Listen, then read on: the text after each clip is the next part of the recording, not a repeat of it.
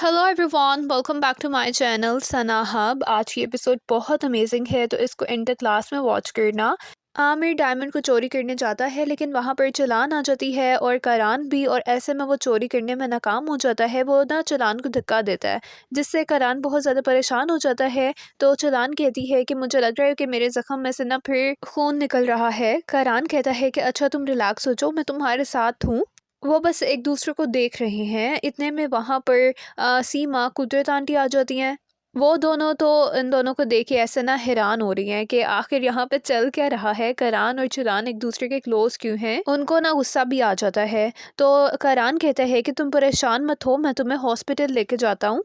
इसके बाद हम नेक्स्ट सीन में देखते हैं कि करान और चिलान हॉस्पिटल से आ जाते हैं। फिर करान चिलान को ना उसके रूम में लेके जा रहा होता है, गेस्ट रूम में। फिर वो दोनों दरवाजे के हैंडल को भी एक साथ पकड़ते हैं। और इसके बाद जब चिलान बैठने लगती है तो उसको बहुत ज़्यादा दर्द होता है। तो फिर करान अंदर आता है और कहता है कि रुक जाओ, मैं तुम्हें बिठाता हूँ। फिर वो कहता है क्या तुम ठीक हो। चिलान कहती है कि तुम प्लीज़ अपना भी ख्याल रखो, मेरे चक्कर में अपने आप को मत भूल जाओ। करान कहता है कि तुम आइंदा अपने आप को इस तरह खतरे में मत डालना। चिलान कहती है कि मैंने सुना था कि वो डायमंड तुम्हारे लिए कितना ज़रूरी है, कितना इम्पोर्टेंट है।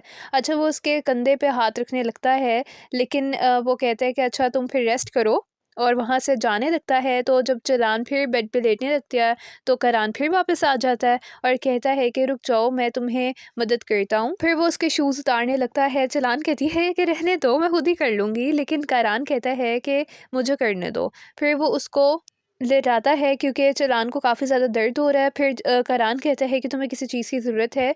तो चिलान कहती है कि नहीं। फिर करान फाइनली वहाँ से चला जाता है और वो ना चिलान के लिए काफ़ी फ़िक्रमंद हो रहा है। इसके बाद ना हम आमिर और सब घर वालों को देखते हैं। इलियास कहते हैं कि हम सॉरी कि मेरी वजह से ये सब कुछ हुआ, लेकिन कुदरत आंटी कहती है इट्स ओके, डायमंड चोरी नहीं हुआ। आयशी कहती है ये चिलान मैडम की वजह से नहीं चोरी हुआ। तो इस बात पर ना सीमा गुस्से में आ जाती है। आमिर कहता है कि ओहो, मुझे तो पता ही नहीं लगा क्योंकि मैं तो जल्दी सोने चला गया था। और किसी ने पुलिस को कॉल की? तो कोई कहता है कि नहीं। तो आमिर कहता है कि इट्स ओके, ये मैं काम देख लेता हूँ, मैं पुलिस को इन्फॉर्म कर दूंगा। इस पे ना सीमा को हैरान की हो रही है कि आमिर और वो भी पुलिस के साथ। अच्छा, करान को ना सुकून नहीं आ रहा। वो अपने रूम में जाने के बजाय फिर चिलान के पास आ जाता है, उसके पास शेयर करता है और बैठ जाता है। और फिर वो उसके बालों को टच कर रहा है। चिलान सोई भी है, उसको नहीं पता लगता। और दूर से छुप कर सीमा उन दोनों को देख रही है और वो बहुत ज़्यादा जेलस होती है, जल रही है वो कि इतना सब कुछ करने के बावजूद भी करान चिलान के पास ही है, वो उसके साथ है। वो अपने रूम में जाती है, गुस्से में है, कोई पिल खाती है, लेकिन आगे सीमा करान और चिलान के साथ बहुत बुरा करने वाली है। इसके बाद इतने में सुबह हो जाती है। करान सारी रात नहीं सोया, वो सिर्फ चिलान को देख रहा है कि उसको किसी चीज़ की ज़रूरत ना हो और वो कंफर्टेबल फील करे।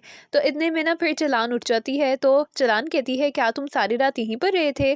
तो करान कहते हैं नहीं। वो झूठ बोलता है, वो कहता है मैं तो अभी आया हूँ। तो तुम्हें किसी चीज़ की ज़रूरत है? चिलान कहती है कि हाँ, मुझे पानी पीना है। फिर करान उसको पानी देता है, वो उसको अपने हाथों से पानी पिलाता है। फिर वो उसकी खैरियत पूछता है। तो चिलान कहती है वो पहले से बेहतर है। करान कहते हैं कि वो आयशा को भेजता है और तुम अपने कपड़े चेंज कर लेना, मैंने तुम्हारे लिए नए कपड़े खरीदे हैं। इसके बाद ना हम करान को देखते हैं, वहाँ पे जान भी आया होता है। करान अपने घर वालों को सबको डांट रहा होता है कि आखिर ऐसे कैसे पॉसिबल हो सकता है कि डायमंड को चोरी किया जाए। जान कहता है कि अगर यहाँ पे चालान ना आती तो आज डायमंड हमारे पास ना होता, तो हम मिस्टर आर्तम को क्या जवाब देते। तो फिर सीमा कहती है करान तुम क्यों इतना सोच रहे हो, अगर तुम वहाँ पर ना होते तो खाली चालान क्या ही कर सकती थी, तो तुम सारा क्रेडिट उसको नहीं दे सकते। करान खामोश है।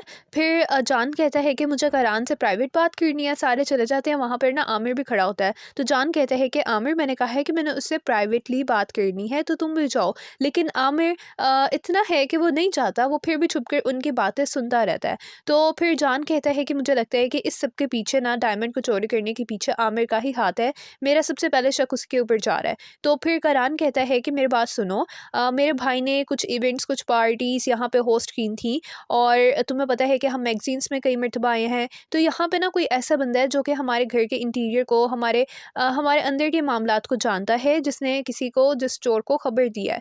तो मुझे नहीं लगता कि आमिर हो सकता है, क्योंकि उसने खुद कहा था कि मैं पुलिस को कॉल करता हूँ, मैं पुलिस को बुलाता हूँ। और देखो, अगर वो चोर होता तो वो पुलिस को तो ना इन्फॉर्म करता। अच्छा, छुप कर ना सीमा आमिर के भी इस बिहेवियर पैटर्न को देख रही है और उसको दाल में कुछ काला लग रहा है, और आमिर बड़ा खुश है कि उसके ऊपर किसी को शक नहीं हुआ। क्योंकि जो पुलिस आई थी उसने कहा कि चोर ने तो ग्लव्स पहने हुए थे और इसने मास्क लगाया हुआ था, तो उन्हें कोई भी प्रूफ नहीं मिला। इसके बाद हम देखते हैं कि आमिर अपने जो चोर वाली सारी चीज़ें हैं ना, जो उसने अपना गेटअप बनाया था, उनको फेंकने जा रहा है एक शॉपर में। इतने में वहाँ पर सीमा आ जाती है। वो कहती है कि आमिर तुम कहाँ पे जा रहे हो और इस शॉपर बैग में क्या है? आमिर कहता है कि कुछ भी नहीं है, मेरे कुछ कपड़े और सामान है। सीमा उस शॉपर को खींचती है तो इतने में उसमें से सामान नीचे गिर जाता है। सीमा कहती है अच्छा तो तुम ही चोर थे, मेरा तो शक तुम्हारे ऊपर था लेकिन अब मैं कंफर्म हो चुकी हूँ। मैं जाकर ना करान को बता रही हूँ कि तुमने डायमंड को चुराने की कोशिश की थी।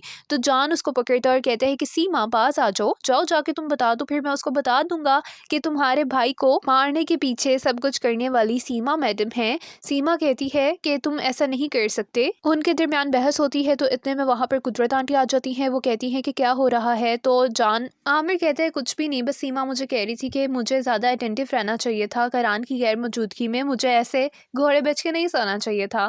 फिर कुदरत आंटी कहती हैं कि इस बैग में क्या है? तो आमिर कहता है कि इसमें मेरे तो पुराने कपड़े हैं। कुदरत आंटी कहती हैं कि अगर तुमने इसे फेंकना है तो हमारे घर में मेड हैं, वो फेंक सकते हैं, तो तुम क्यों जा रहे हो? आमिर कहता है कि बस मैं ताज़ा हवा लेना चाहता था। एनीवेज फिर सीमा कहती है कि हमें चलना चाहिए। आमिर वहाँ से जान बचा के चला जाता है। सीमा कहती है कि हमें जलान पे तवज्जो देनी चाहिए क्योंकि कल रात सारी करान उसके पास ही रहा है। कुदरत आंटी बहुत ज़्यादा जेलस हो जाती हैं। इसके बाद फिर हम देखते हैं कि आयशा जलान का ना हौसला बिल्डअप करती है और कहती है कि आपने हम सबको बचा लिया और आप एक सेवियर हैं।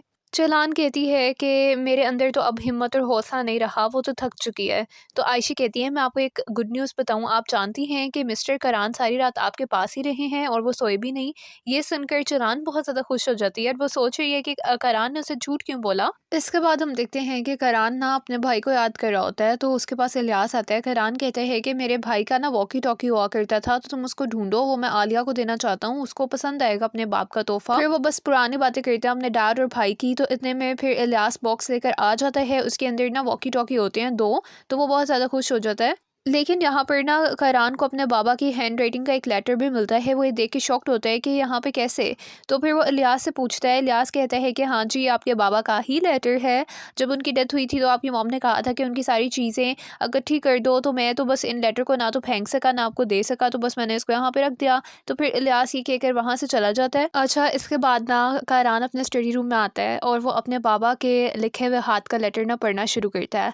उसके बाबा ने ये शहीदे खातून को लिखा जो कि जलान की मॉम है और ये लेटर उन्होंने अपने मरने से 3 दिन पहले लिखा था। इन शॉर्ट उन्होंने अपने लेटर में यही लिखा है कि मैं तुमसे प्यार करता हूँ शहीदे और मैं तुमसे ही प्यार करता रहूँगा। कुदरत के साथ शादी करना मेरी एक गलती थी, इससे बढ़कर कुछ भी नहीं। वो मेरे बच्चों की माँ है, इस बात पे मैं उसको कभी रीपे नहीं कर सकता। हम इतने अरसे से नहीं मिले, इतने सालों से नहीं मिले, लेकिन फिर भी वो मेरे ऊपर शक करती रही और अगर उसे इस बात का भी इल्म हुआ कि मैंने तुम्हें ख़त लिखा है तो वो फिर तुम्हारा जीना हराम करेगी और वो जेलसी में वो मेरे बच्चों के साथ मुझे ब्लैकमेल करती है। मैं तो कुदरत को डिवोर्स दे दूंगा क्योंकि तुम्हारी मोहब्बत के पीछे मैंने सिर्फ उसका हार्श चेहरा ही देखा है और ये शादी एक गलती के अलावा कुछ भी नहीं है और हम दोनों कभी इकट्ठे तो नहीं हो सकेंगे, लेकिन मेरा दिल हमेशा तुम्हारे लिए ही, तुम्हारे नाम के लिए ही धड़कता रहेगा और मेरे पास सिर्फ तुम्हारी एक ही मेमोरी बची है, हमारी फ़ोटो। अच्छा ये लेटर पढ़ते ना करान की आंखों में आंसू आ जाते हैं। इतने में वहाँ पर जान आता है। जान कहता है कि उसने डायमंड को मिस्टर आयतम के हवाले फाइनली कर दिया है। तो वो कहता है कि